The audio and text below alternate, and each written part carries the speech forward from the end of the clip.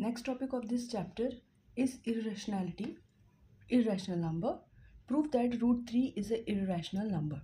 It is a very important question क्योंकि ये 3 साल में रिपीट हुआ है 2018, 22 एंड 24।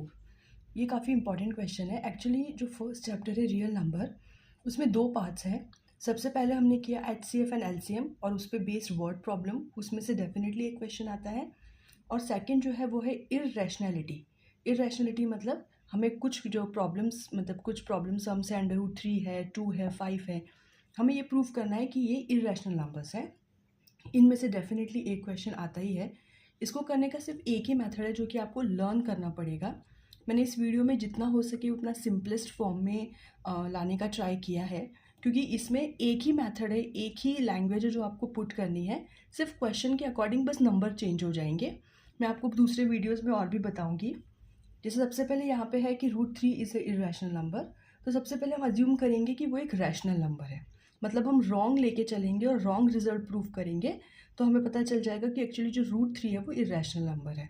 जितने भी रूट में नंबर्स होते हैं वो सारे जो परफेक्ट स्क्वायर नहीं है वो सारे इरेशनल नंबर्स ही होते हैं। तो सबसे पहले हम करेंगे √3 एक रैशनल नंबर है। रैशनल नंबर है मतलब इसको हम A/B मतलब P/Q के फॉर्म में लिख सकते हैं।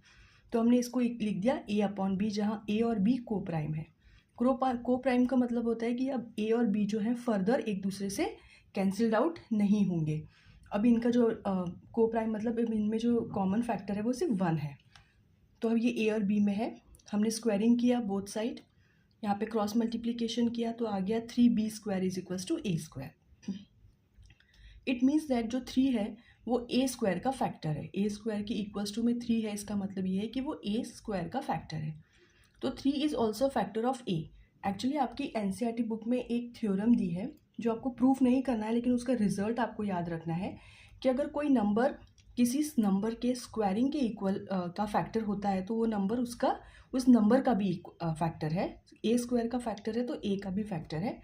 इसको आपको एक इक्वेशन देकर यहीं छोड़ देना है। अब फैक्टर है, इट मीन्स दैट इसको हम 3 × C के फॉर्म में लिख सकते हैं। C यहाँ पे कोई भी एक इंटीजर है, सो A = 3C।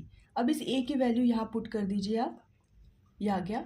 इसकी स्क्वायरिंग की तो जो B² है वो 3 जो है वो B का भी फैक्टर हो गया। B² का फैक्टर है तो B का भी फैक्टर हो जाएगा। तो 3 एक कॉमन फैक्टर हो गया A और B का। पर ये तो कॉन्ट्रडिक्शन है क्योंकि हमने माना था कि ये को प्राइम नंबर्स है, इसलिए जो हमारा अजम्पशन था कि ये रैशनल नंबर है वो रॉन्ग है, ये एक इररेशनल नंबर है। यही प्रूफ आपको याद रखना है और नंबर के अकॉर्डिंग बस नंबर चेंज करना है, बाकी प्रूफ सेम ही रहेगा।